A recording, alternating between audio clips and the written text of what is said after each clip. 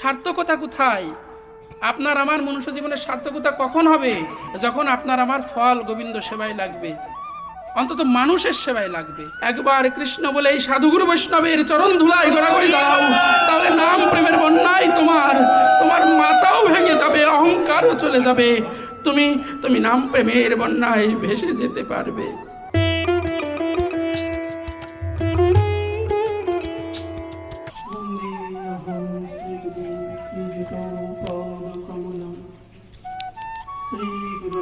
वैष्णवंश श्रीरूपां साग्रजातं सहगुणं रघुनाथान्वितं तं सजीवं सह द्वैतं सवधूतं परिजनसहितं कृष्णचैतन्यदेवं श्रीराधा कृष्णपादनं सहगुणं ललिता श्रीविशाखान्वितंस्य अज्ञानतिमिरान्धस्य भावाज्ञानञ्जनं शलाकया चक्षुरुन्मीलितं येन तस्मै श्रीगुरवे नमः। अखण्डमण्डलाकारं व्यक्तं येन चराचरं तत्पदं दर्शितं येन तस्मै श्रीगुरवे नमः। गुरुर्ब्रह्मा गुरुर्विष्णु गुरुदेवो महेश्वरो गुरुदेवो परमब्रह्म बन्धो जगत्पति गोपीश गोपिकाकान्त राधाकान्त नमस्ते। तप्तकाञ्चन गौराङ्गी राधे वृन्दावनेश्वरी विश्वभानुसुतं देवी प्रणमामि हरिप्रिये। नमो वृन्दाय तुलसीदेव्याय प्रियाय केशवशुचः कृष्णभक्तिपदे देवी सत्यवत्ताय नमो नमो। नीलाचलो निवासाय नित्याय परमात्मने बलभद्रो सुभद्राभ्यां जगन्नाथाय नमो नमो। वंशाकल्पतरुभ्यश्च कृपासिन्धुभ्यैव च पतितानां पावनेभ्यो सकल साधुगुरु वैष्णवेभ्यो नमो नमो। जय श्री कृष्ण चैतन्य प्रभु नित्यानंद श्री अद्वैत गदाधर शिवासादि भक्तवृंद। हरे कृष्ण कृष्ण कृष्ण हरे हरे, हरे राम राम राम हरे हरे। ओम नमो भगवते वासुदेवाय। না ওই এখানে ডবল দিয়ে আছে তাই বলছে একটা দিয়ে দেয়। মন্ত্রীও আচ্ছা তাহলে ওইটাই একটাই দাও, ও বৃন্দা দেবী থাক।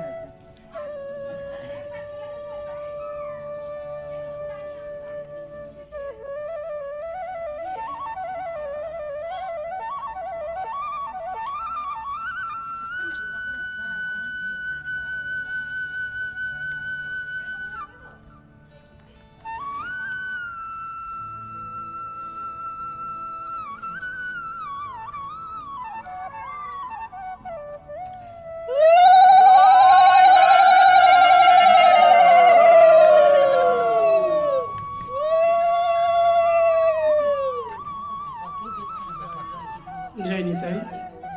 মহতীয় অনুষ্ঠানে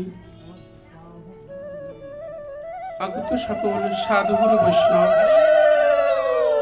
ও ভক্তিমতী মায়েরা, সর্বাগ্রে সকলা রাতুল চরণী দাসের শত সহস্র কোটি দণ্ডবত প্রণাম। শাস্ত্রে বললেন শ্রীকৃষ্ণ চৈতন্য লীলা অদ্ভুত অনন্ত, ব্রহ্মা বিষ্ণু মহেশ যার নাহিক পায় অন্ত। গোলকপতি ভগবান শ্রীকৃষ্ণের লীলার অন্ত পাবার জন্য ব্রহ্মা চতুর্মুখে অনসময় সব সময় তার নামগুণ কীর্তন করছেন, তথাপিও লীলার অন্ত খুঁজে পায় নাই। আর শিব ভগবানের লীলারস আস্বাদন করবার জন্য তো সমস্ত কিছু ছেড়ে শ্মশানেই পড়ে আছে, তথাপিও সেই পরমেশ্বর ভগবান শ্রীকৃষ্ণের লীলার অন্ত খুঁজে পায় নাই।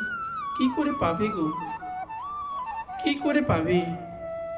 এক বিশাল সমুদ্রের অথই জলের মাঝখানে যদি কেউ একবার ঝাঁপ দেয়, সে যদি চিন্তা করে এই সমুদ্রের মাঝখানে আমি ঝাঁপ দিয়েছি, এখন আমি এই সমুদ্রটা সাঁতরে কুলে যাব, কখনো তো সম্ভব না। আর ভগবান শ্রীকৃষ্ণের লীলামৃত রূপ সমুদ্রে যদি একবার কেউ ঝাঁপ দেয়, ওগো সে তো উঠতে পারে না। ওই লীলা রসামৃতের মধ্যে বারবার হাবুডুবু খাই, বারবার হাবুডুবু খাই, আর যত হাবুডুবু খাই ততই ডুবে যায়, ততই ডুবে যায়, ততই ডুবে যায়। তার তো আর কুলে আসা হয় না, কুলে তো তার আসা যায় গো।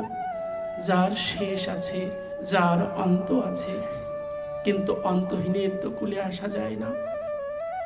সেই অনাদির আদি ভগবান শ্রীকৃষ্ণের গুণকীর্তন আপনাদের মধ্যে করব, সেরকম দুঃসাহস, শক্তি, সামর্থ্য, যোগ্যতা কিছুই আমার নাই। যদি আপনারা মনে করেন বাবাজি পাঠ করতে এসেছে, তাহলে অপরাধ হয়ে যাবে আমার। কেন জানেন? বাবাজি হিসাবে পাঠ করে আপনাদের হৃদয়কে শীতল করব সেই রকম শক্তি প্রভু আমাকে দেন নাই। কিন্তু আমি সাধু মুখে শুনেছি, গুরু মুখে শুনেছি, যাহা নাহি দিতে পারে প্রাণ গোবিন্দে, যাহা গোবিন্দও দিতে পারে না, তাহা দিলেও দিতে পারে জগতের ভক্তবৃন্দে। যা ভগবান দিতে পারেন না, সেই অমূল্য ধন সাধুগুরু বৈষ্ণব দিতে পারেন। আপনারা যদি মনে করেন আমার সন্তান, আমার পুত্র, তাহলে হয়তো দুটো হরি কথা আপনাদের হৃদয়কে স্পর্শ করাতে পারে। আপনারা আশীর্বাদ করবেন। আপনাদের চরণের ধুলি আমার মস্তকে ধারণ করে, আপনাদের কৃপা আশীর্বাদ, গুরু কৃপা আশীর্বাদ শিরে ধারণ করে আমি আমার শ্রী গুরুদেবকে স্মরণ করি। ওগো শ্রী গুরুদেব, তুমি কৃপা করে আমার রসনাগ্রে বসে বসে তুমি হরিকথা আস্বাদন করা ওই ভক্তদের মধ্যে আমিও যেন শ্রোতা হয়ে শ্রবণ করে আমার তাপিত হৃদয়টাকে শীতল করতে পারি।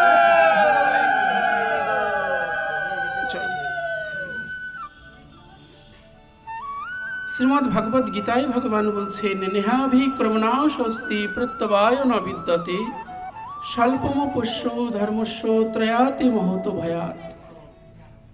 অর্জুনকে লক্ষ্য করে ভগবান যেন আমাদেরকেই ডেকে ডেকে বলছেন, জগজ্জীব একবার লক্ষ্য করো, নেহাভিক্রমণাস্তি, কেউ রক্ষা পাবে না।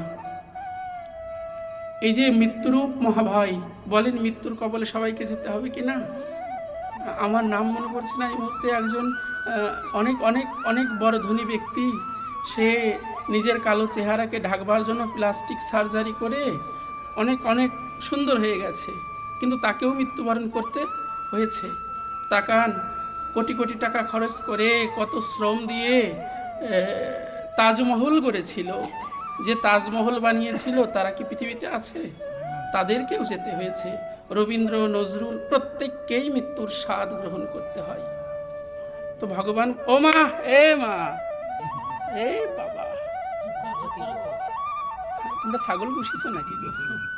বিষ্ণু, অপরাধ নিও না মা, এমন করতে আছে বলো? এসেছো প্রভুর কথা শুনতে, আমি তোমাদের ছেলে, কথা বললে আমি তো কিছুই বলতে পারবো না। বিষ্ণু, অপরাধ নিও না আমার।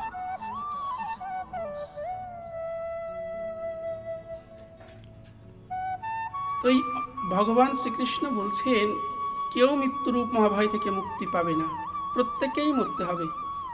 আমরা প্রত্যেকেই মৃত্যু পথযাত্রী। এইখানে এসেছি, আমরা পূর্ব প্রস্তুতি নিয়েছি কিনা বলেন? সবাই নিয়েছেন তো? বাজারে আসতে হলেও পূর্ব প্রস্তুতি নেন। আচ্ছা, মৃত্যুর প্রস্তুতি কয়জন নিয়েছেন? আমাদের তো ধ্রুব সত্য মৃত্যু, আমাদের প্রত্যেকের মৃত্যুর প্রস্তুতি নেওয়া উচিত।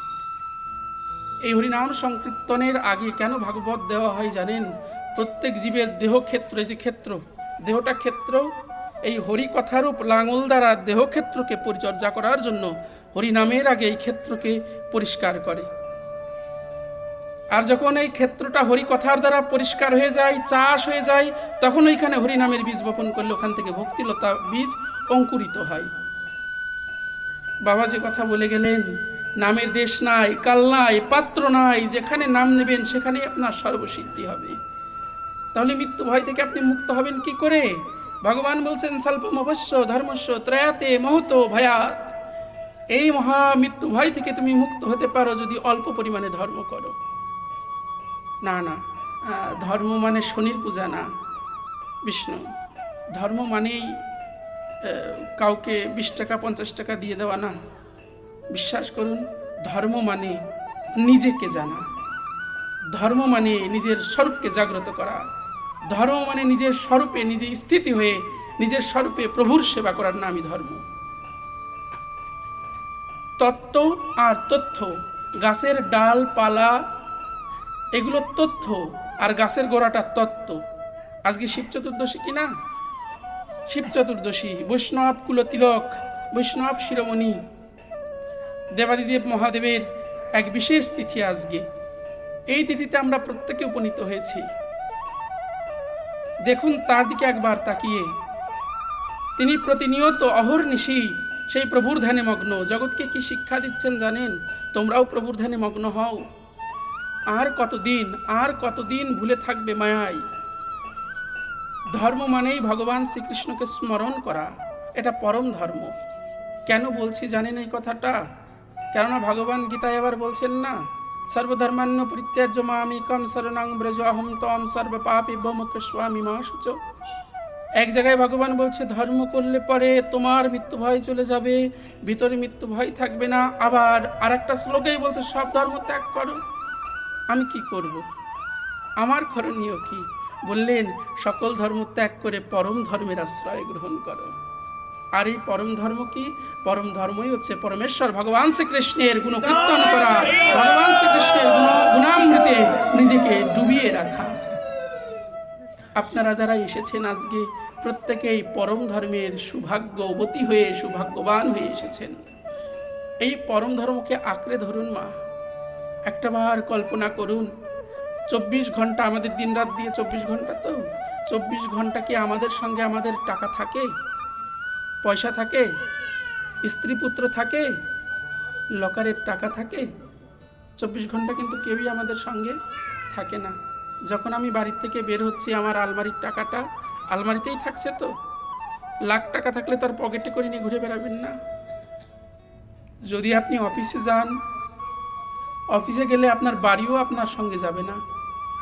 আর 6-7 ঘন্টা তো ঘুমিয়েই কেটে যায়। আপনি যখন ঘুমিয়ে যাচ্ছেন তখন শরীরটাও আপনার আয়ত্তে থাকছে না, আপনার শরীরটাও আপনার কাছে থাকছে না। তাহলে এই জগতে সমস্ত কিছুই আপনার ক্ষণস্থায়ী, আপনার সমস্ত বন্ধনগুলোও ক্ষণস্থায়ী, আপনার সুখও ক্ষণস্থায়ী, দুঃখও ক্ষণস্থায়ী। কিছুই সকল সময় আপনার সঙ্গে থাকছে না। থাকছে কি? কেউই সকল সময় আপনার সঙ্গে থাকছে না। আপনাকেও এই দেহ থেকে চলে যেতে হবে, এই দেহটাও ক্ষণস্থায়ী। বললেন বাবা এই কথার তাৎপর্য কেন বলছো? এই কারণেই বলছি, সকল কিছু ক্ষণস্থায়ী হলেও একটা জিনিস আপনার চিরস্থায়ী। সেই চিরস্থায়ী বস্তুটি হচ্ছে আপনার ভক্তি আর ভগবান। ভক্তি আর ভগবান। ভগবান কুকুরের মধ্যেও বসবাস করে গো, ভগবান কৃমিকীটের মধ্যেও বসবাস করে, কাউকে কখনো ছেড়ে যায় না, সবাইকে সব সময় আঁকড়ে ধরে পড়ে থাকে, যিনি সকল সময় আপনার সঙ্গে আছেন। বাবা তাহলে ভগবানের সঙ্গে আমার নিত্য সম্বন্ধ নাই কেন? দেখুন আপনার গৃহে আপনার স্ত্রী আছে, আপনার স্বামী আছে, আপনার সন্তান আছে, আপনার ভার্যা আছে, আত্মীয় স্বজন সকলেই আছে। আপনি 24 ঘন্টা এদের সঙ্গে না থাকলেও আপনার বিশেষ বিশেষ মুহূর্তে এদের কথা মনে পড়ে কিনা? যে বাবা বিদেশে চলে গেছে, 2-3 বছর বিদেশে আছে, 5 বছর 10 বছর বিদেশে আছে, কিন্তু বাড়িতে স্ত্রী আছে, সে কি ভুলে গেছে স্ত্রীর কথা? বাড়িতে ছেলে আছে, ছেলের কথা ভুলে যায়? সবার কথা মনে থাকে। কেন থাকে বলতে পারেন? বললেন এই সম্বন্ধগুলো তার অস্তিত্বে জড়িয়ে গেছে গো, এই সম্বন্ধগুলো তার অস্তিত্বে জড়িয়ে গেছে। আপনাদের কষ্ট হচ্ছে না তো বুঝতে? এই সম্বন্ধগুলো তার অস্তিত্বে জড়িয়ে গেছে, এই সম্বন্ধগুলোকে সে আঁকড়ে ধরে আছে, মনে করছে এই সম্বন্ধগুলোই আমার। কিন্তু এই সম্বন্ধগুলো তো একদিন নাশ হয়ে যাবে। আবার ওই একই স্ত্রী যদি ডিভোর্স দিয়ে দেওয়া হয়, একই গ্রামে স্ত্রী, স্বামী স্ত্রী দুইজনই আছে, কিন্তু ঘরের স্ত্রীকে কোর্ট থেকে ডিভোর্স দিয়ে দিয়েছে, বলেন ওই স্ত্রীর সঙ্গে তার উঠতে বসতে বাজার ঘাটে দেখা হবে কি না? দেখা হবে তো। কিন্তু স্ত্রী থাকা অবস্থায় যেই অনুভূতি হতো, স্ত্রী থাকা অবস্থায় যেই আক্ষেপ হতো, স্ত্রী থাকা অবস্থায় যে ভালোবাসা প্রীতি তার স্ত্রীর প্রতি ছিল, ওই ডিভোর্স হয়ে যাওয়ার পরে কি তার সেই অনুভূতিটা থাকবে? থাকবে কি মা? থাকবে না। তাহলে এই সম্বন্ধ আমার কাছে আছে কেন? বলেন আমি আমার অস্তিত্বের সঙ্গে জড়িয়ে নিয়েছি। আর প্রভুর সঙ্গে আমার সম্বন্ধ নাই কেন? প্রভু বলছেন তুই তোর অস্তিত্ব থেকে যে দিন দিন আমাকে সরিয়েই দিচ্ছিস, সরিয়েই দিচ্ছিস, সরিয়েই দিচ্ছিস।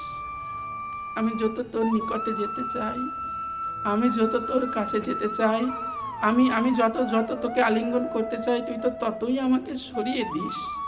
শোন না, যেমন এদেরকে তোর অস্তিত্ব হিসাবে গ্রহণ করেছিস, বাবা যাদের যেমন স্ত্রীদের অস্তিত্ব হিসাবে গ্রহণ করেছেন, ভাবুন এরা কেউ আপনার না। ভাবুন, এটা তো চিরসত্য কথাই। বাবা কি ভাববো তাহলে? যদি ভাবি এরা আমার না, তাহলে আপনার কথা মতো কি বনে চলে যাব, না আপনার আশ্রমে চলে যাব? কি করব? না না, সংসারেই থাকবো, কিন্তু সংসারই হইও না। কি ভাববো তাহলে? ভাবো প্রভু দায়িত্ব দিয়েছে। প্রভুর দায়িত্ব, এই স্ত্রী পুত্র কেউ আমার না। প্রভু আমাকে দায়িত্ব দিয়েছে, আমি শুধু দায়িত্বটাই পালন করছি। তাহলে কি হবে গো? মায়া তোমাকে স্পর্শ করবে না। যেমন সহধর্মিনীকে স্ত্রীকে ডিভোর্স দিয়ে দিলে পরে দেখা শোনো সব হচ্ছে, কিন্তু স্ত্রী থাকাকালীন যে অনুভূতি আমার ভিতরে জাগ্রত হতো, যে অনুভব আমার ভিতরে জাগ্রত, যে ভালোবাসাটা আমার ভিতরে জাগ্রত হতো, ওটা হচ্ছে না। ঠিক তদনুরূপভাবে সংসারের থেকেও এরা আমার না, এটা জেনে যিনি গোবিন্দকে নিজের অস্তিত্বের সঙ্গে মিশিয়ে ফেলতে পারেন, মায়া তাকে স্পর্শ করতে পারে না। গোবিন্দ তার অস্তিত্ব হয়ে যায় এবং তিনি গোবিন্দের শ্রীপাদ পদ্ম লাভ করতে পারেন। জয় নিতাই বাবা।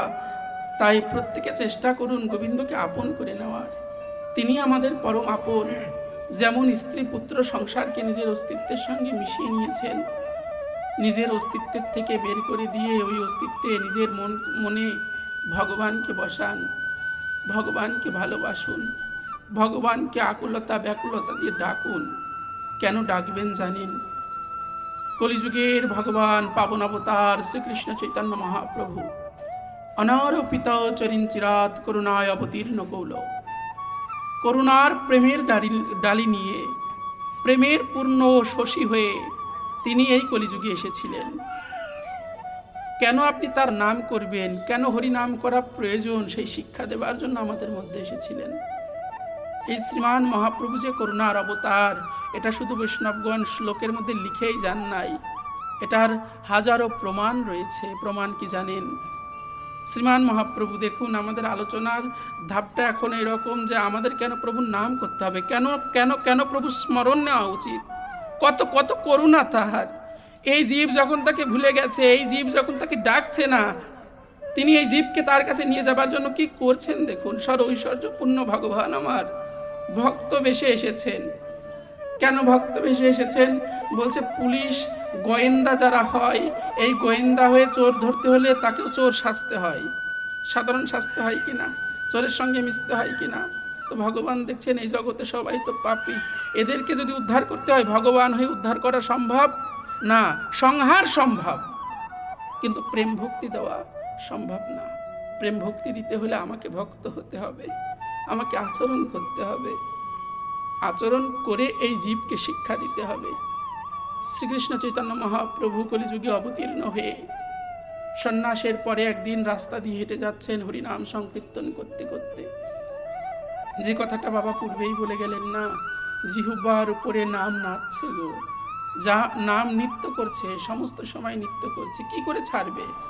বাঘে ধরলে ছাড়ে, সাপে ধরলে ছাড়ে, কিন্তু যদি কাউকে নামে ধরে তাকে আর ছাড়ে না। কাউকে যদি সাধুতে ধরে তাকে আর ছাড়ে না। নাম যদি তুমি গ্রহণ করো, নাম তোমাকে ছাড়তে পারে, কিন্তু তোমাকে যদি নাম গ্রহণ করে নাই, তোমার আমৃত্যুকাল পর্যন্ত নাম তোমাকে ছাড়বে না।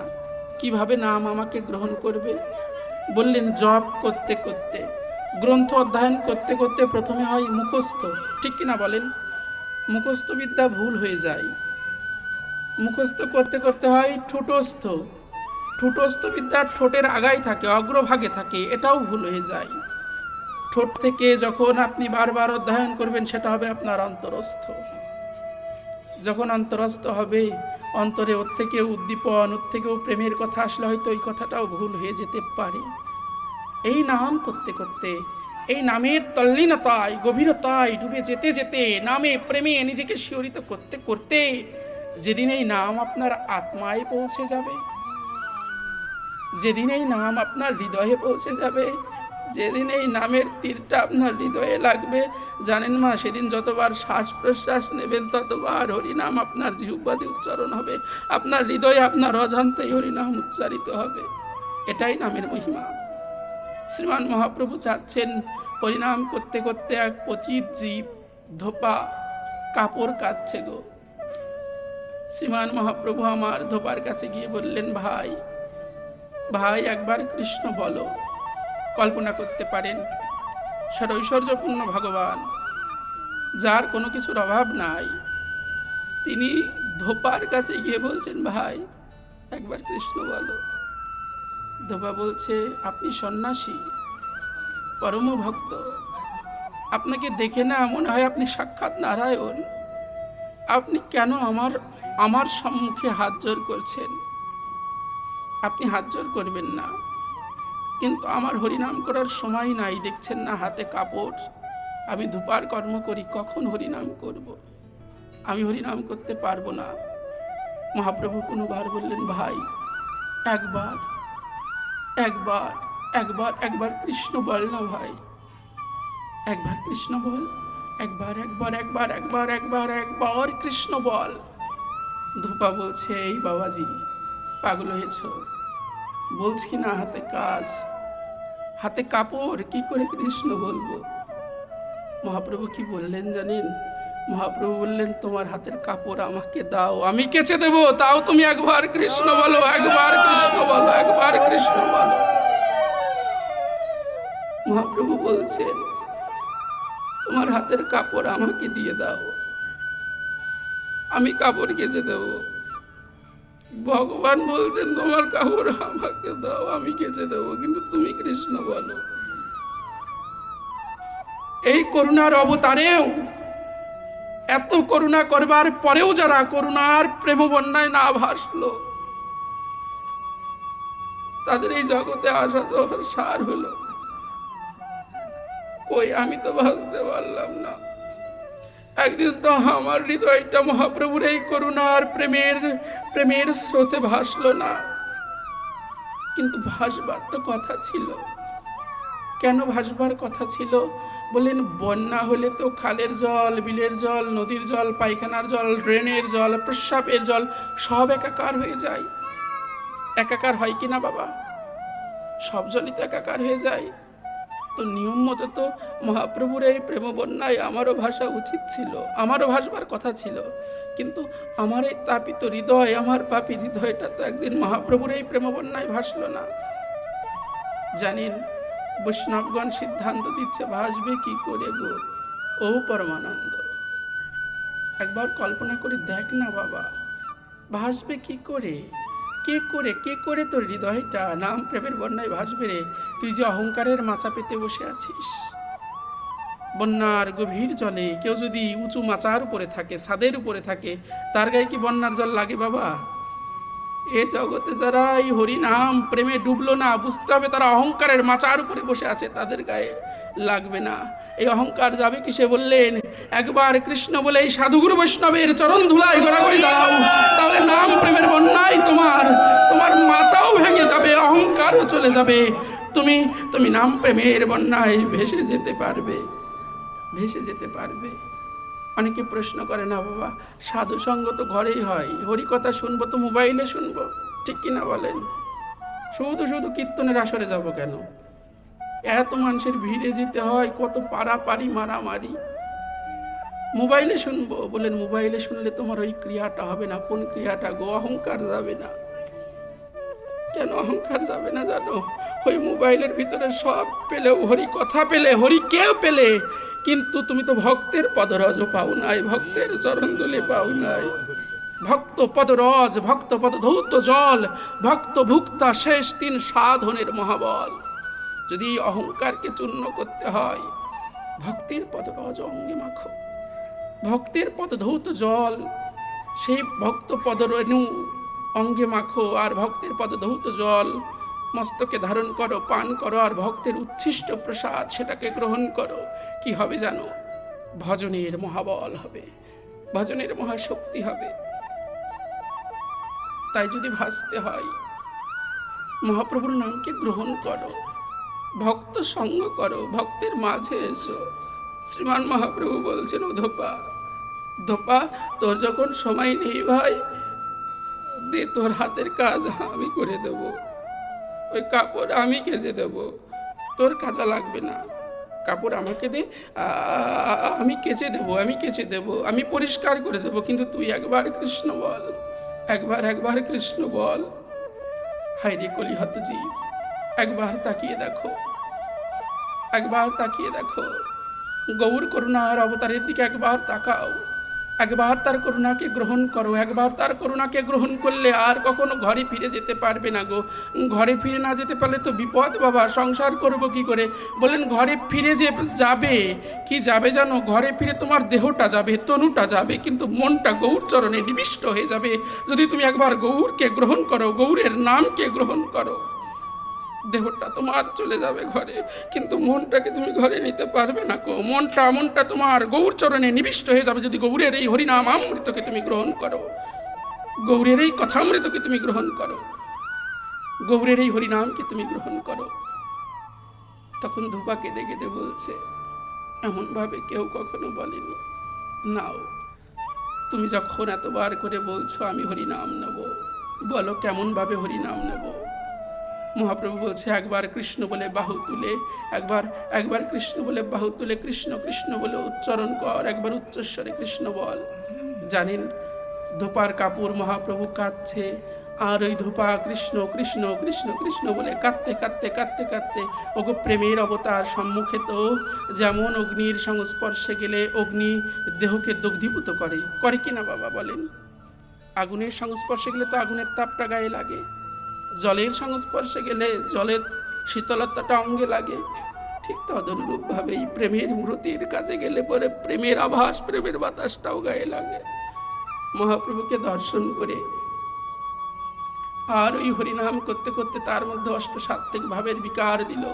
যখন অষ্টসাত্ত্বিক ভাবের বিকার দেখা দিল, যারা ওই রাস্তা দিয়ে যায় তাদের গায়ে বাতাস লাগলে, তাদের গায়ে ওই ভক্তের ওই পাখির বাতাস লাগলেও তারাও কৃষ্ণ নাম অমৃতে নিজেকে ডুবিয়ে ফেলে গো, ডুবিয়ে ফেলে। হ্যাঁ, এটাই কৃষ্ণ নামের মহিমা, এটাই হরিনামের মহিমা, এটাই আজকের থেকে যে শুভগন্ধা দিবসের পরে হরিনাম সংকীর্তন হবে, এই হরিনামের মহিমাই এটা গো। কেউ যদি কৃষ্ণ নাম করতে করতে তার চিত্তটাকে শুদ্ধ করে ফেলে, কেউ যদি কৃষ্ণ নাম করতে করতে একবার মহাপ্রভুকে নিজের হৃদয়ে বসে সেই প্রেমকে প্রাপ্ত হয়ে যায়, তার গায়ের বাতাস কারো গায়ে লাগলে পরেও সেও কৃষ্ণ বলে আত্মহারা হয়ে যায়, কৃষ্ণ নামামৃতে ব্রহ্মামৃতে ডুবে যায়। সাধুর গায়ের বাতাস লাগলে পরেও দেহে দেহে সাধুতা বিরাজ করে, সাধুতা বিরাজ করে গো। তাই নিজের অস্তিত্বে ভগবানকে জাগান, এই সংসারকে অনিত্য ভাবুন, এই অনিত্য সংসারকে স্বীকার করতে শিখুন। এই অনিত্য সংসারে কেউ আপনার আপন না, কেউ আপনার আপন হতে পারে না, এটা স্বীকার করতে শিখুন। আপনারা করোনার কথা তো জানেনই সকলে। করোনার মধ্যে কত মানুষের পিতা মারা গেছে, বলেন পুত্র স্পর্শ করেছে? করে নাই। আমার বন্ধুর বাবা, তার করোনা হয়েছিল, হসপিটালে ভর্তি ছিল। জানেন, তার আপনজন স্বজনজন 2000 টাকাও দেয় নাই, 2000 টাকাও দেয় নাই, কেননা ও তো মারা যাবে, কিন্তু সে পরবর্তীতে বেঁচে ফিরেছে। এই করোনার থেকে অন্তত শিক্ষা নিন, জগতে আপনার আপন কেউ হতে পারে না। পুত্র পিতার লাশটাকে স্পর্শ করছে না মৃত্যু ভয়ে, কি করে সংসার আপনার আপন হতে পারে? বাবা, এমন কোন দৃষ্টান্ত আছে যে দৃষ্টান্তে সংসারকে, সন্তানকে, স্ত্রীকে তুচ্ছ মনে করে মহাপ্রভুকে আপন করে নিয়েছে? অবশ্যই আছে, না থাকলে বৈষ্ণবগণ তো বলতেন না। দৃষ্টান্ত, উজ্জ্বল দৃষ্টান্ত রয়েছে গো, উজ্জ্বল দৃষ্টান্ত। এই দৃষ্টান্তের মুকুটমণি হচ্ছেন শ্রীবাস ঠাকুর। শ্রীবাসের আঙ্গিনায় শ্রীমান মহাপ্রভু অধিবাস করেছিলেন। শ্রীবাসের আঙ্গিনায় নিত্য নিত্য মহাপ্রভু হরিনাম সংকীর্তন করতেন। প্রতিদিনের ন্যায় মহাপ্রভু আজও শ্রীবাস আঙ্গিনায় নাম করছেন গো। নাম করতে করতে অন্তর্যামী ভগবান তো, ভগবান ভক্তকে পরীক্ষা করবেন বলে শ্রীবাসকে জিজ্ঞাসা করছে, শ্রীবাস, শ্রীবাস মহাপ্রভু, শ্রীবাস, এত ভক্ত তোমার গৃহে আসে, তোমার কোনো অসুবিধা হয় না তো শ্রীবাস? মহাপ্রভুকে ডেকে ডেকে শ্রীবাস বললেন, মহাপ্রভু, কেন অসুবিধা হবে গো? এ ঘর তো তোমারই ঘর, এ সংসার তো তোমারই সংসার, এই সংসারের সকলেই তো তোমার। তোমার গৃহে তুমি নিত্য কীর্তন করবে, এতে তো কোনো সমস্যা হতে পারে না।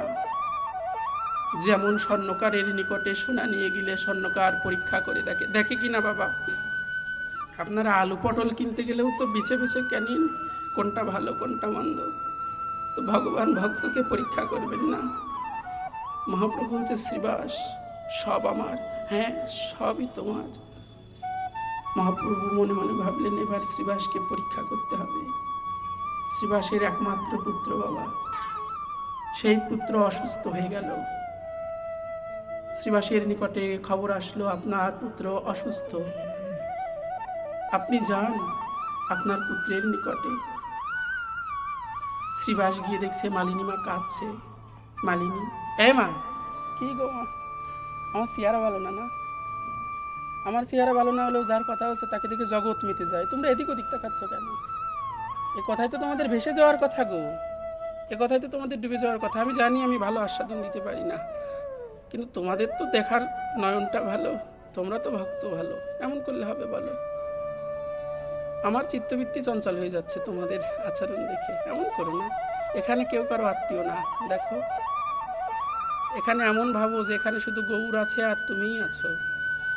তোমার শরীরে যদি ব্যাধি থাকে, পেটে ব্যথা হয় না, প্রসব যন্ত্রণা, প্রসব যন্ত্রণার সময় কি আত্মীয় আসলে তার সঙ্গে সুখের গল্প করে কেউ? বলো না, করে? আমাদের প্রত্যেকের তো প্রসব যন্ত্রণার থেকেও দ্বিগুণ যন্ত্রণা আছে, ত্রিতাপ জ্বালা। প্রতিনিয়ত আমি দগ্ধীভূত হচ্ছি, প্রতিনিয়ত আমি ধ্বংস হচ্ছি, প্রতিনিয়ত আমি দুঃখের সাগরে নিমজ্জিত হচ্ছি। তাহলে এখানে সুখের গল্প কেন করছো? এই যন্ত্রণার মধ্যেও তোমাদের সুখের গল্প হয়।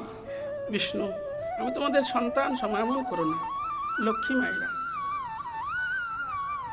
শ্রীবাস পণ্ডিত শ্রীবাস পণ্ডিত মালিনী মাকে বলছে, মালিনী কাঁদছ কেন? স্বামী, ঘরে পুত্র অসুস্থ, মৃত্যু যন্ত্রণায় ছটফট করছে পুত্রটা আমার, একটা বৈদ্য ডাকো, অন্তত ছেলেটার চিকিৎসা হোক। শ্রীবাস ঠাকুর বলছে, মালিনী একদম চুপ, কোনো কথা বলবে না। কেন কেন কেন কেন? শোনো, আমার গৃহে নৃত্য করছেন সাক্ষাৎ গোলকপতি, সাক্ষাৎ মঙ্গলময় ভগবান শ্রীকৃষ্ণ। রাধা কৃষ্ণ একাকৃত হয়ে গৌর হয়ে এসে আমার আঙিনায় নৃত্য কীর্তন করছে। আর এখন যদি আমি বিষয় মানুষের মতো এই পুত্রের চিকিৎসা করবার জন্য ডাক্তার বৈদ্য ডাকতে যাই, মহাপ্রভু যদি গুণাক্ষরেও জানতে পারে, কখনো জানতে পারে আমার পুত্র অসুস্থ, মহাপ্রভু আর নিত্য কীর্তন করবে না আমার আঙিনায়। আমি যে এই নিত্য কীর্তন হইতে বঞ্চিত হব, আমি যে মহাপ্রভুর চরণ ধুলা হতে, ভক্তের চরণ ধুলা হতে বঞ্চিত হব। আমাকে বঞ্চিত করো না। মালিনী একদম চুপ করে থাকবে, কোনো কান্নার আওয়াজ যেন মহাপ্রভুর কর্ণকুহরে না যায়। এই কথা বলে শ্রীবাস ঠাকুর চলে আসলেন। শ্রীবাসের পুত্র কিছুক্ষণ পর বিশাল মিত্র যন্ত্রণায় ছটফট করতে করতে করতে করতে প্রাণ ত্যাগ করেছে। শ্রীবাস ঠাকুরের কাছে এসে একজন বলছে, ঠাকুর বলো, একটু একটু ঘরের মধ্যে চলুন।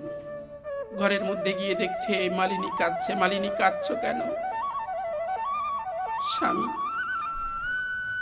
আমার আপনার একমাত্র পুত্র আমার চোখের সামনে ছটফট করতে করতে মৃত্যু যন্ত্রণায় মৃত্যুর স্বাদ গ্রহণ করে এই জগতের মায়া ত্যাগ করে চলে গেছে। আমি পুত্রহারা মা, আমি পুত্রহারা মা। আমার হৃদয়টা কি বেদনায় পরিপূর্ণ হবে না স্বামী? আমি কি আমার পুত্রহারা হয়ে একটু কাঁদতেও পারবো না? না মালিনী, কাঁদতে পারবে না, এরকম দৃষ্টান্ত দিতে পারবেন? আমি আপনাদের কোনো গল্প কাহিনী শোনাচ্ছি না, আমি আপনাদের কোনো রূপকথার কথা শোনাচ্ছি না, আমি আপনাদের বাস্তব দৃষ্টান্ত শোনাচ্ছি। ভক্ত হতে হলে কত ত্যাগ স্বীকার করতে হয়, ভগবানকে নিজের আঙিনায় আনতে হলে কত ত্যাগ স্বীকার করতে হয়। একটাবার দেখুন, শ্রীবাস বলছে, মালিনী যদি কাঁদতেই হয়, এতই যদি কাঁদতে ইচ্ছা হয়, গালের মধ্যে কাপড় দিয়ে দাও, গালের মধ্যে নিজের কাপড়টা দিয়ে দাও। কষ্ট লাগে আপনারা কথা বললে, কেন কষ্ট লাগে জানেন? দেখুন কাঁদছে, পুত্রহারা হয়ে মার স্বামী বলছে, পুত্রহারা পিতা বলছে, গালের মধ্যে কাপড় দিয়ে দাও যেন আমার মহাপ্রভুর কীর্তন নৃত্যে কোনো বাধা না হয়। আর আপনারা যদি এখানে সুখের গল্প করেন, মা মহাপ্রভুর কথায় যদি বাধা হয়, এর থেকে দুঃখের আর কি হতে পারে জগতে? এর থেকে কষ্টের আর কি হতে পারে? শ্রীমান মহাপ্রভু এদিকে নিত্য কীর্তন করছেন, আর শ্রীবাস পণ্ডিত বলছেন, মালিনী গালের মধ্যে কাপড় দিয়ে দাও, খবরদার কখনো যেন তোমার এই রধনের আওয়াজ, এই বিষয়ের আওয়াজ, এই কান্নার আওয়াজ ঘরের বাইরে না যায়। মালিনী মা তাই করছে। আর শোনো শোনো শোনো মালিনী, এই পুত্রকে বারবার জড়িয়ে ধরো না তো, এই পুত্রকে ধামা দিয়ে ঢেকে রাখো, দেখবে আর মায়া করবে না, আর মায়া করবে না, আর মায়া করবে না, সামনে থাকলেই মায়া করবে। এরকম উজ্জ্বল দৃষ্টান্ত কোথায় পাবেন? এরা সংসারকে অস্তিত্বে মেশাই নাই, এরা সংসারকে অস্তিত্ব মনে করে নাই। সংসারী হয়েও কত বড় ত্যাগ বৈরাগ্যের প্রতিমূর্তি একটা বার কল্পনা করুন। এরা সংসারের থেকেও নিজের অস্তিত্বে গৌরকে কিভাবে মিশিয়েছে একটা বার কল্পনা করুন। একটা বার আমরাও প্রচেষ্টা করি এমনি ভাবে গৌরকে নিজের অস্তিত্বে মেশাবার, তবেই তো মনুষ্য জীবনের সার্থকতা গো, তবেই তো এই করুণার অবতারের, করুণা প্রচারের সার্থকতা। শ্রীমান মহাপ্রভু আমার শ্রীবাস বাইরে আসলে ডেকে ডেকে বলছে, শ্রীবাস জানো শ্রীবাস, ওই রাসমণ্ডলীতে যখন মহাদেব প্রবেশ করেছিল তখন আমি রাসে আনন্দ পাই নাই, ঠিক তদনুরূপ বহিরঙ্গ ভক্ত লইয়া প্রভু করে নাম সংকীর্তন, আর অন্তরঙ্গ ভক্ত লইয়া প্রভুর হয় রস আস্বাদন। ও শ্রীবাস, তোমার আঙিনায় না আজ নাম করে একটু আনন্দ পাচ্ছি না। শ্রীবাস, তোমার গৃহে কি কোনো অমঙ্গল ঘটেছে? শ্রীবাস, তোমার গৃহে কোনো অমঙ্গল ঘটেছে? শ্রীবাস ঠাকুর কি বলেছিলেন জানেন? শ্রীবাস বলেছিল, প্রভু তুমি সর্বমঙ্গলময়, তুমি সর্বমঙ্গলময়, সকল জীবের হিতকর্তা। তুমি যে আঙিনায় থাকো, যে আঙিনায় তোমার নিত্য কীর্তন হয়, সেই আঙিনায় তো অমঙ্গল হতে পারে না, কোনো অমঙ্গল হয় নাই।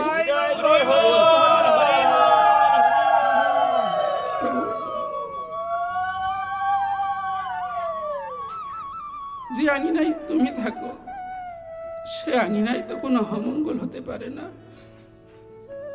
কোনো অমঙ্গল হয় নাই প্রভু। এক ভক্ত মালিনী মায়ের কান্না শুনে এসে বললেন, প্রভু অমঙ্গল হয়েছে। কি অমঙ্গল হয়েছে? প্রভু শ্রীবাসের পুত্র দেহ রেখেছে। মহাপ্রভু শ্রীবাসকে বুকে জড়িয়ে ধরলেন, আলিঙ্গন করে বলছে, শ্রীবাস, ও শ্রীবাস, এত ভালোবাসো, এত ভালোবাসো। শ্রীবাস, তোমার পুত্র মারা গেছে, কেন বললে না? কেন একটা বার আমাকে জানালে না? কেন বলছো না বলো? প্রভু আমি জানি এই জগতে কেউ কারো না, পুত্র চলে গেছে, এই পুত্র আমার বহু জন্মেও ছিল। এই যে আমাদের ঘরে যে সন্তান পুত্র কুকুর বিড়ালের থাকে না গো মা, স্ত্রী কুকুর বিড়ালের থাকে না, সবই থাকে। প্রভু বহু বহু জন্ম পার করেছি, এরকম স্ত্রী পুত্র সংসার সব প্রত্যেক জন্মে আমার ছিল, কিন্তু কোনো জন্মে তো আমি তোমাকে পাইনি। ও প্রভু, প্রত্যেক জন্মে আমি স্ত্রী পুত্র পেয়েছি, প্রত্যেক জন্মে আমি সংসার পেয়েছি, কিন্তু কোন জন্মে তো আমি তোমাকে পাইনি। এই পুত্র হারিয়ে গেছে, যদি তোমার কৃপা হয় পুত্রকে আবারও পেতে পারি, কিন্তু একবার তোমাকে হারালে আর তোমাকে পাবো না প্রভু। একবার তোমাকে হারালে আর তোমাকে পাবো তখন মালিনী মাকে মহাপ্রভু বলছেন, নিয়ে এসো গো তোমার পুত্রকে। মালিনী মায়ের সম্মুখে এই পুত্রটা এনে বাইরে রাখা হলো। মালিনী মা বলছে, প্রভু প্রভু আমি আমার পুত্রকে চাই। ও প্রভু, আমি আমার পুত্রকে ফিরে পেতে চাই। মা, পুত্র চাও? হ্যাঁ প্রভু, পুত্র চাই। মালিনী মায়ের মায়া এখনো যেন যায় নাই গো। আরে যাবে কি করে? মা তো মায়ের মায়া তো এত সহজে যাবার কথা না। মহাপ্রভু ওই পুত্রের কানের কাছে গিয়ে ডেকে ডেকে বললেন, এই বোকা ছেলে, মা বাবাকে রেখে চলে গেলি কেন? ফিরে আয়। জানেন, মহাপ্রভু যমের কাছ থেকে ওই পুত্রের আত্মা ফিরিয়ে এনে ওই দেহে আবার নাম বলে প্রবেশ করিয়ে ওই মৃত পুত্রকে বাঁচিয়ে তুললেন। বাঁচিয়ে তোলার পরে মৃত পুত্রকে মালিনী মা বুকের মধ্যে জড়িয়ে ধরছে, মাথায় কপালে চুম্বন খাচ্ছে। ওই ছেলেটা ডেকে ডেকে বলছে, তুমি কে? মাকে ডেকে বলছে, তুমি কে? আমি তোর মা। প্রভু, আমি তো ভালোই তোমার লীলায়, নিত্যলীলায় প্রবেশ করে নিত্যকৃত্য নাদি করছিলাম, আমাকে কেন আবার ডেকে নিয়ে আসলে? এরা কারা? এরা কারা? আমি তো এদের চিনতে পারছি না। মালিনী দেবী বললেন, আমি তোর মা, ওই যে তোর বাবা। চিনতে পারছিস না আমাদের? তোমরা আমার কোন জন্মের মা, কোন জন্মের বাবা? আমার এই আত্মার বহুবার জন্ম হয়েছে, বহুবার মৃত্যু হয়েছে, তোমরা আমার কোন জন্মের বাবা মা বলো? এটা তোমার পুনর্জন্ম, মহাপ্রভুর দেওয়া জন্ম। এই জন্মে তোমরা আমার মা বাবা হও কি করে? তোমাদের পুত্র আগেই বিদায় নিয়ে চলে গেছে। মালিনী মায়ের মায়া কেটে গেছে। যখনই মালিনী মা বুঝতে পেরেছেন, সত্যিই তো আমার তো বহুবার জন্ম হয়েছে, আমিও তো বহুবার পুত্র পেয়েছি, এই অনিত্য সংসারে তো আপন বলতে কিছু হতে পারে না। মালিনী মা বলছেন, প্রভু আমার মায়ার সংবরণ হয়েছে, আমার মায়া কেটে গেছে, আমার আর কোনো আশঙ্কা নাই। ওই ছেলেটি বলছে, প্রভু তাহলে এবার আমাকে বিদায় দাও।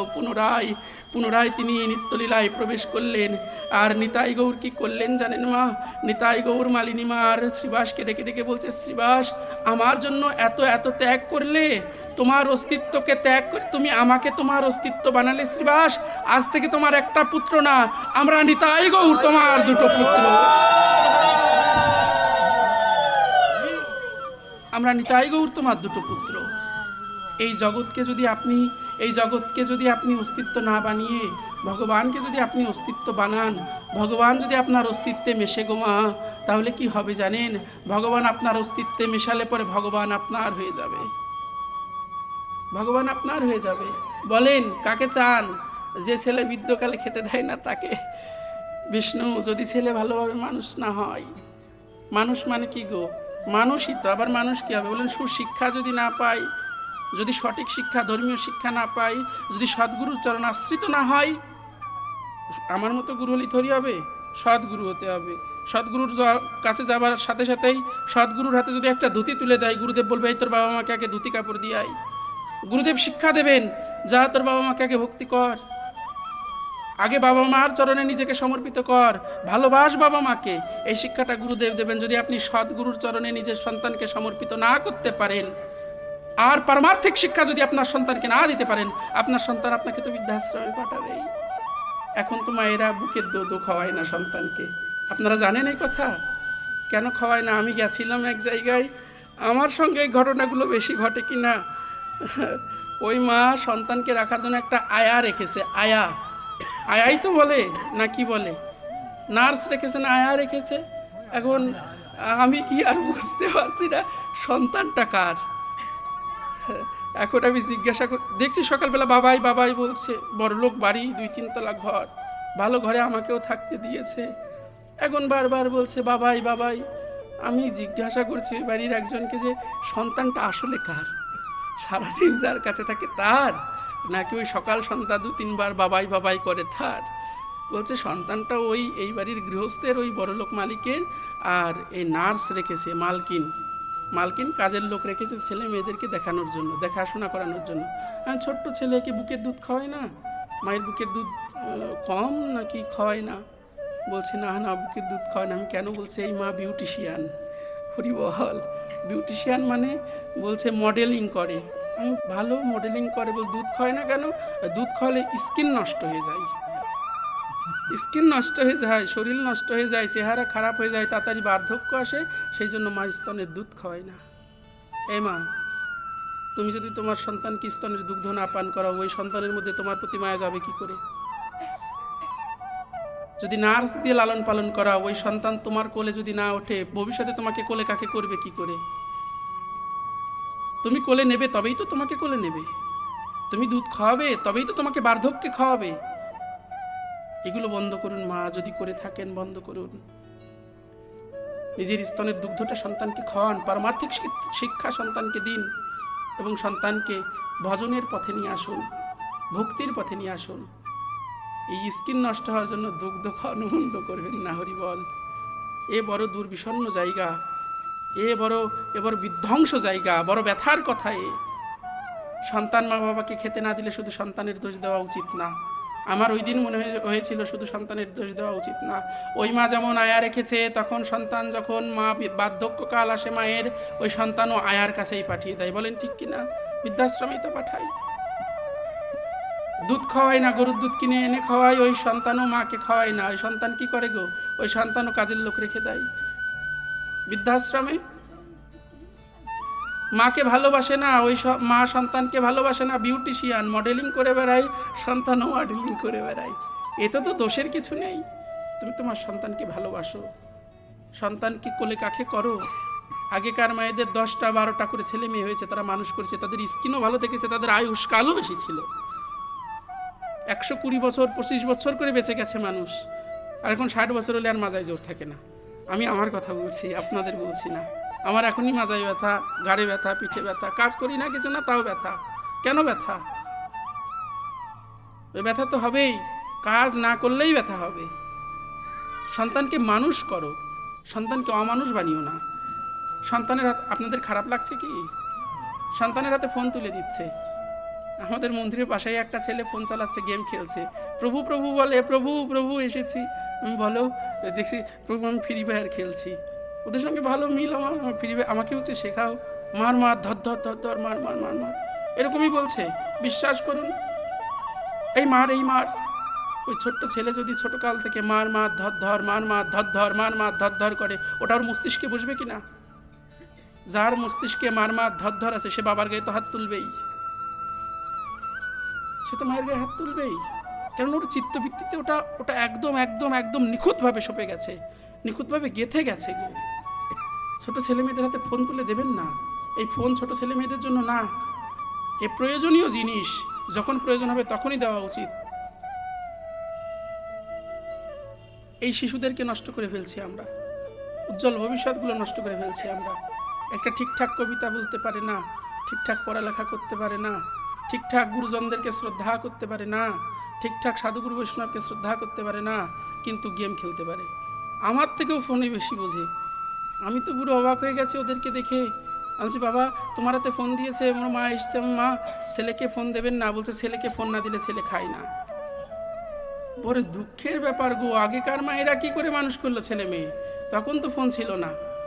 এই যে আমার সামনে যারা বাবারা আছেন, আপনারা যখন ছোট ছিলেন ফোন ছিল তখন? বাবা, এ বাবারা মানুষ হয় নাই। এ ছেলে বিষ খেতে চায়, বলুন ওরকম ছেলেকে মেরে ফেলাই ভালো, যে ছেলে ফোন ছাড়া ভাত খায় না। কি হবে? ওকে দিয়ে কি করবেন সমাজে? বলেন, সমাজে ওকে দিয়ে কি করবেন? সমাজে শিশুপালের কোনো প্রয়োজন আছে? সমাজে দুর্যোধনের কোনো প্রয়োজন আছে? সমাজে শিশুপাল দুর্যোধনের মতো লোক যদি থাকে, এই সমাজ জাতি সমস্ত কিছু ধ্বংস হবে। যদি বানাতে হয় সন্তানকে পঞ্চপাণ্ডব বানান, যদি সন্তানকে বানাতে হয় একলব্য বানান, যদি সন্তানকে বানাতে হয় রামকৃষ্ণ বানান, যদি সন্তানকে বানাতে হয় একজন ভক্ত বানান, সাধু বানান, সচ্চিত্ত বৃত্তির মানুষ বানান, তবেই আপনার জীবনটা সার্থকতায় পরিপূর্ণ হবে। বিশ্রাম দিয়ে দেবো কি বাবা? আচ্ছা, তাহলে আপনার জীবনটা সার্থক হবে ওইখানেই। কেন সার্থকতা আসবে? বললেন যে গাছের ফুল মানুষের সেবায় লাগে না, সেই গাছ কেউ বাড়িতে রাখে গো? এমা রাখে? একটা গাছে যদি নারকেল না ধরে, সেই নারকেল গাছ বাড়িতে রাখবেন? কেটে ফেলবেন তো, জ্বালানি করবেন তো। কিন্তু গাছে যদি প্রচুর নারকেল দেয়, ও গাছ যদি মারাও যায়, ভিতরে আফসোস হবে না? ইস, তো আপনিও তো বৃক্ষ, আপনার এই দেহটাও তো বৃক্ষ, আপনার দেহ আপনার স্ত্রীর দেহ বৃক্ষ, মা বাবা উভয়ে সঙ্গ করার ফলে একটা ফল আসছে। এই ফল যদি মানুষের সেবায় না লাগে, যে ফল মানুষের সেবায় না লাগে, যে বৃক্ষের পাতা মানুষের সেবায় না লাগে, যে বৃক্ষের ফুল মানুষের সেবায় না লাগে, সে ফুল গাছের বেঁচে থেকে লাভ কি? সার্থকতা কোথায়? আপনার আমার মনুষ্য জীবনের সার্থকতা কখন হবে? যখন আপনার আমার ফল গোবিন্দ সেবায় লাগবে, অন্তত মানুষের সেবায় লাগবে। চরণে ধরে বলবো, সন্তানদেরকে সুশিক্ষা দিন, ভজন শিক্ষা দিন। এই যে দেখছেন আমার গলায় একটা ফুলের মালা, এই ফুলের মালাটা আমার গলায় আছে, আমি যখন খুলে রাখবো, এটা যদি মাটিতে পড়ে থাকে মানুষ কি করবে জানেন? প্রণাম করে আবার তুলে রাখবে, আর না হয় জলে ফেলে দেবে। পার তলে দেবে? কেউ দেবে না। বলেন তো কেন? কেননা এই ফুলটা গোবিন্দের চরণে গিয়ে প্রসাদী হয়েছে, তারপরে আমার গলায় এসেছে, সাধুগুরু বৈষ্ণবের গলায় গেছে। আবার এই একই ফুল যখন একটা মরার গলায় যাবে, ওই ফুলকেও যত্ন করে প্রণাম করে রাখবে, ঘরে আনবে, ওর গন্ধকেও নেবে, ওই শ্মশানেই ফেলে দিয়ে আসবে অপমান করে। একই ফুল যখন প্রেমিক প্রেমিকার হাতে পড়ে, প্রেমিক প্রেমিকাকে দিচ্ছে, প্রেমিককে দিচ্ছে, কিছু সময় পর ওই ফুলটা রাস্তার মাঝে পড়ে থাকে, হাজার মানুষ ওই ফুলকে পাড়াইয়ে দেয়। কোন ফুলের সার্থকতা গো? যে ফুলটা রাস্তায় মানুষের পাড়ানি খেলো সেই ফুলটার সার্থকতা? যে ফুলটা শ্মশানে মরার গলায় চলে গেল সেই ফুলের সার্থকতা, নাকি যে ফুলটা গুরু গোবিন্দের সেবায় লাগলো সেই ফুলের সার্থকতা? তা আমরা প্রত্যেকেই তো ফুল। এই যে আমার মনোপুষ্পটা এটা কেন আমি শ্মশানে দেব? শ্মশান মানে যে মৃত মানুষ, আমরা প্রত্যেকেই মৃত মানুষ। কেন এই মৃত মানুষকে দেবেন আপনার দেহ পুষ্পটা? এই মৃত মানুষের গলায় কেন পরাবেন আপনার মনকে? এই মনটা কেন এই সংসারের মানুষকে দিয়ে বারবার দুঃখ যন্ত্রণা পাবেন গো? এই মনটা যদি দিতে হয় গুরু গোবিন্দের চরণে দিন, তাহলে কি হবে জানেন? আপনার এই মন নিয়ে কেউ খেলা করবে না, কারোর পায়ের তলে পড়বে না। আপনার এই দেহটাকে, মনটাকে সকলে মস্তকে তুলে রাখবে, সকলের মাথার মণি হয়ে থাকবে। জগতে আপনি পূজনীয় হবেন, জগতে সকলে আপনার পূজা করবে, যদি আপনার এই দেহটা গুরু গোবিন্দের সেবায় লাগে। তাই সংসারে থেকে গুরু গোবিন্দের সেবা করুন। মহাপ্রভু নিজেই বলছেন, সংসারে থাকিয়া যার ভাবের উদয় হয় পরম বৈষ্ণব সে জানিবে নিশ্চয়। সংসারে থেকেও যদি ভাবের উদয় হয় তিনি পরম বৈষ্ণব, বৈষ্ণবকুল তিলক হয়ে যায়, বৈষ্ণবকুল শ্রেষ্ঠ হয়ে যায়। সংসার ছেড়ে যাওয়ার প্রয়োজন নাই বৈষ্ণব হওয়ার জন্য। তিলকমালা, শিখা, কৌপিন, ডোর কৌপিন, বহির্বেশ, তিলকমালা এগুলো বৈষ্ণবের পোশাক, বৈষ্ণব না। আমার সিদ্ধান্ত আমি পেশ করছি আপনাদের মাঝে, এগুলো বৈষ্ণবের পোশাক, এগুলো বৈষ্ণব না। পুলিশের ড্রেস আর পুলিশ তো এক হতে পারে না। পুলিশের ড্রেস যদি পুলিশের ছেলে পরে, ওই পুলিশের ছেলে কি পুলিশ হবে নাকি? হবে না। এই ডোর কৌপিন, বহির্বেশ, তিলকমালা, শিখা এগুলো রাখলেও বৈষ্ণব হওয়া যাবে না। বৈষ্ণব হতে হলে কী করতে হবে? বললেন তোমাকে ডিগ্রি অর্জন করতে হবে। কোন ডিগ্রি গো? বললেন ত্রিনাদপি শুনিছেন তরুরিব সহিষ্ণু না। বলে দেখবেন, আমি যাওয়ার পরে বলবেন পলাশ গোসাই ভালো না। আমার কান অবধি গেলে আমি যা বলবো আপনাদেরকে নিয়ে কল্পনা করতে পারবেন না। তো বৈষ্ণবত্ব থাকলো কোথায় গো? আমার তো ত্রিনাদপি ভাব নাই। কিন্তু সংসারে থেকেও কোনো জীব যদি ত্রিনাদপি শুনিছেন হতে পারে, তৃণের ন্যায় নিচে হতে পারে, প্রভু আমার মতন পতিত নাই, মোর সম পাপী নাই, আমার দ্বারা তোমার সেবা হলো না, আমার দ্বারা তোমার সেবা হলো না। এরকম হয় কি না? নতুন নতুন আত্মীয় বাড়িতে আসলে কি মনে হয়? হাজার দেবার পরে, হাজার সেবা করার পরে মনে হয় সেবা করা হয় নাই। আপনারা মেয়ে বিয়ে দিয়েছেন না? বিয়ে দেওয়ার সময় যদি জামাই কিছু না চাই, যতই দেন মনে হবে কিছুই দেওয়া হলো না। প্রভুর সেবাটাও ঠিক তদনুরূপ। যারা কোনো কিছু চাওয়ার আশাবাদ দিয়ে সেবা করেন, তারা হাজার সেবা করার পরেও ভাবে যে আমার সেবা হলো না। এই ত্রিনাদপি ভাব। একজন আপনাকে হাজার কথা বলুক, অপমান করুক, কিন্তু আপনি যদি সহ্য করতে পারেন। কিভাবে সহ্য করব বাবা? সহ্য করবেন কিভাবে জানেন? কেউ যদি আপনাকে চাটি মারে এই গালে, আপনি মাথাটা নিচে করে ভাববেন, পূর্বে আমি কাউকে আঘাত করেছিলাম, তাই এই আঘাতটা গোবিন্দ আমাকে পাইয়ে দিল। বলেন রাগ হবে? বাবা রাগ হবে? আপনার কোনো সম্পদ হারিয়ে গেছে, ভাববেন আমিও কারো সম্পদ ছিনিয়ে নিয়েছিলাম, তাই প্রভু আমার সম্পদটা ছিনিয়ে নিল। দুঃখ নাই, দুঃখ নাই প্রভু, দুঃখ নাই। নাও নাও নাও, তোমার যদি নিতে ইচ্ছা হয় নিয়ে তুমি খুশি থাকলে নাও, কোনো কোনো কোনো ক্ষতি নাই। এই যে ত্রিনাদপি ভাব, আর তো রুড়িব সহিষ্ণু না, বৃক্ষের নাই উদার হওয়া। বৃক্ষের নাই উদার মানে বৃক্ষের গোড়া শুকিয়ে যাচ্ছে, কারো কাছে জল চাই, আমাকে একটু জল দাও, বলেন চাইবে? যিনি শুদ্ধ নিষ্কিঞ্চন বৈষ্ণব হবেন তিনি কখনো বলবেন না গো আমার 10,000 টাকা দাও, 20,000 টাকা দাও। কি বলবেন জানেন? ওগো শুদ্ধ বৈষ্ণব টাকা চাইবে না কেন? তাহলে চলবে কি করে বৈষ্ণবের? বলছে বৈষ্ণবের কাছে সম্পদ আছে। কি সম্পদ আছে গো? গৌর সম্পদ আছে। যিনি সাধু হবেন তিনি ভাববেন প্রভুই চালাবেন, আমি না, আমি চালাতে পারি না, আমি খেতে পারি না। বাবা যদি ভিক্ষা না পাও, যদি অর্থ না থাকে, মন্দিরে যদি চাল না থাকে, কি ভাববা? মন্দিরে চাউল না থাকলে ভাববো যে গোবিন্দ আমাকে একদিন উপবাসী রাখতে চাই, তাই আমি উপবাস আছি। আমি না খেতে পারলে পরে নিতাই গৌর তো খেতে পারছে না। নিতাই গৌর তুমি উপবাসী রাখছো তো, তুমি থাকো, আমাকে উপবাসী রেখে তুমি খুশি থাকলেই অনেক অনেক অনেক।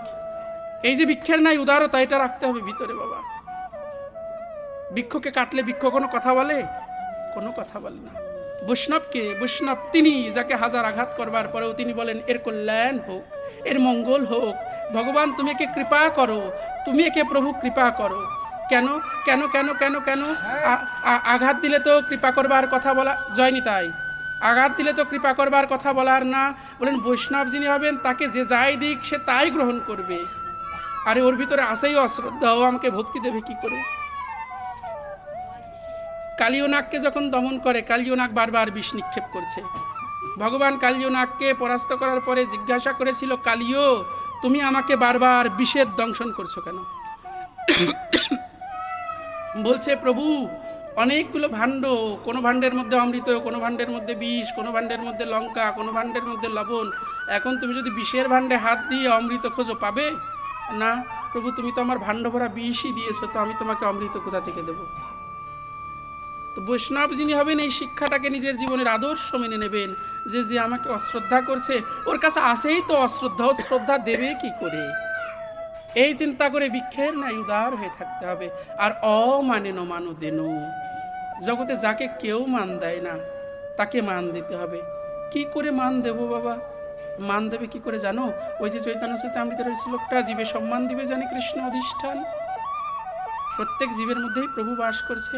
বলেন এই চিন্তা যদি আমার মধ্যে থাকে যে সবার মধ্যে প্রভু আছেন, সবার মধ্যে প্রভু বিরাজমান, আমি কখনো কাউকে অপমান করতে পারবো? কাউকে কষ্ট দিতে পারবো?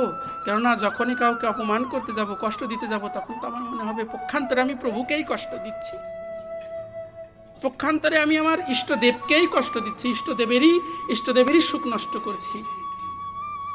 তখন আর আপনার আপনার আপনার কাউকে অপমান করার চিন্তা আসবে না। সবাই আপনার কাছে বড় থাকবে, সবাই আপনার কাছে উচ্চ স্তরের থাকবে, আর আপনি সকলের চরণে নত হয়ে যেতে পারবেন যদি এই শ্লোকটাকে জীবনের চাবিকাঠি বানাতে পারেন। জীবে সম্মান দিবে জানি কৃষ্ণ অধিষ্ঠান। আর কীর্তনীয় সদা হরি, সদা সর্বক্ষণ কৃষ্ণ নামের অভ্যাস। সাধু যারা তারা কি করে জানেন? তারা দমের সাধনা করে, বাতাসের সাধনা। গীতা পড়েছেন না বাবা আপনারা? কম বেশি তো সকলেই পড়েছেন। গীতার মধ্যে দেখবেন ভগবান লিখেছে 49 রকমের বাতাস মানব দেহে আছে। আর এই খবর জানে কে? ক্ষেত্রজ্ঞ যোগ্য ভগবান বলছেন না, দেহটা ক্ষেত্র, আর এই দেহ সম্বন্ধে যিনি জানেন তিনি ক্ষেত্রজ্ঞ বা গুরু। তাহলে গুরু সবই জানেন, গুরু এই বাতাসের খবর জানেন। গুরু শিষ্যকেও এই বাতাসের ক্রিয়াকর্ম শিক্ষা দেন। বাতাসের ক্রিয়াকর্ম শিক্ষা মানে কি গো?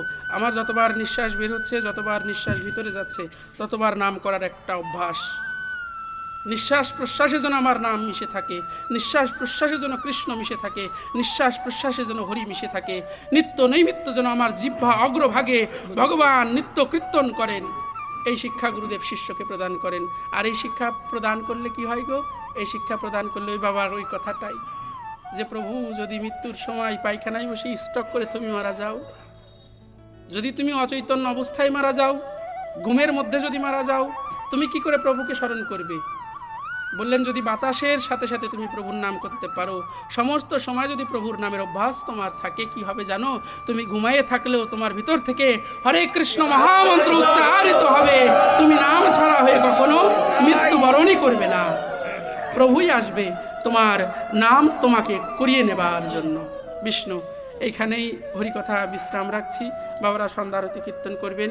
আজকের যে আলোচনার মূল বিষয়বস্তু ছিল মা, সংসারকে আপন না করে প্রভুকে আপন করুন, সংসারকে আপন না করে ভগবানকে আপন করুন।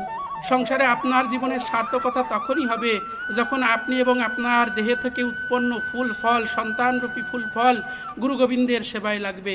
তখনই আপনার জীবনের সার্থকতা। শুধু আপনার জীবনের সার্থকতা না, যদি একটা সন্তান যদি বিবেকানন্দ হয়, একটা সন্তান যদি রামকৃষ্ণ হয়, একটা সন্তান যদি মহামানব হয়, আরে একটা সন্তান যদি মুরারি বাবা হয়, একটা সন্তান যদি বিনোদ বাবা হয়, একটা সন্তান যদি সিদ্ধ মহাপুরুষ হয়, একটা সন্তান যদি ভগবদ ভক্ত হয়, শুধু ওই গৃহস্থের না, ওই পিতামাতার না, ওই এলাকার না, ওই পৃথিবীর না, গোটা বিশ্বব্রহ্মাণ্ডে, অনন্ত কোটি বিশ্বব্রহ্মাণ্ডের মানুষ ধন্য হয়ে যায় যদি একজন শুদ্ধ নিষ্কিঞ্চন বৈষ্ণবের শরণ সান্নিধ্যে আসতে পারে। জয় নিতাই।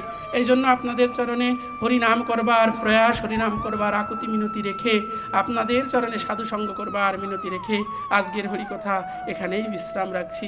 হরিকথা বলবার সময় অনেক রসবাস হয়েছে, অনেক সময় হয়তো রেগে দুটো কথাও বলেছি। নিজ নিজ সন্তান জ্ঞানে ক্ষমা করবেন। আপনারা মা আমার, আপনারাই আমার বাবা, আপনাদের বলবো না কাদের বলবো বলেন? আপনারা যদি মায়েরা সচেতন হন তাহলে এই সমাজ বাঁচবে। আপনারা একটা কবিতা পড়েছেন না, আমি হব সকালবেলার পাখি, সবার আগে কুসুম ভাগে উঠবো আমি ডাকি, পড়েছেন তো সবাই? এই কবিতার একটা অংশে আছে, আমরা যদি না জাগি মা কেমনে সকাল হবে, তোমার ছেলে জাগলে গো মা রাত পোহাবে তবে। আজকে গোটা বিশ্বব্রহ্মাণ্ডে সনাতন ধর্মের প্রতি যে অবিচার হচ্ছে, যে কঠিন থেকে কঠিনতর দুরবস্থা সনাতন ধর্মের, এই সনাতন ধর্মের দুরবস্থা থেকে আপনারাই বাঁচাতে পারেন। আপনারা মায়েরা, আপনারা যদি অস্ত্র হাতে তুলে নেন আপনারাই বাঁচাতে পারবেন। আজ যারা যুবক বাবারা আছো, তোমাদের চরণেও আমার অনুরোধ থাকবে, তোমরা যদি না জাগো তাহলে এই সনাতন ধর্মের সকাল কখনো আসবে না। তোমরা প্রত্যেককে জাগো, তোমরা প্রত্যেককে সনাতন ধর্মকে জাগাও, ধর্ম সম্বন্ধে জেনে এই ধর্মকে এগিয়ে নিয়ে যাও। সকলের কাছে পুনরায় ভুল ত্রুটি ক্ষমা প্রার্থনা রেখে আজকের হরিকথা এখানে বিশ্রাম রাখছি। প্রেম সে কহ শ্রীমদ্ ভাগবত মহাপুরাণ কি, নিতাই গৌর প্রেমানন্দে। সকলে একটু 3 বার হরিনাম জপ করি। হ্যাঁ, সকলে হরে কৃষ্ণ কৃষ্ণ কৃষ্ণ হরে হরে, হরে রাম রাম রাম হরে হরে, হরে কৃষ্ণ কৃষ্ণ কৃষ্ণ হরে হরে, হরে রাম রাম রাম হরে হরে, হরে কৃষ্ণ কৃষ্ণ কৃষ্ণ হরে হরে, হরে রাম রাম রাম হরে হরে। আর এই গৃহস্থের জন্য আপনারা একটু প্রার্থনা করবেন যেন প্রত্যেক বছরে এই গৃহটা শ্রীবাসঙ্গন হয়। প্রত্যেক বছরেই যেন আপনাদের মতো সাধুগুরু বৈষ্ণবের চরণধূলি এই গৃহে পরে, আপনাদের মতো সাধুগুরু বৈষ্ণবের সেবা এই গৃহস্থ করতে পারে। নিতাই গৌর প্রেমানন্দে।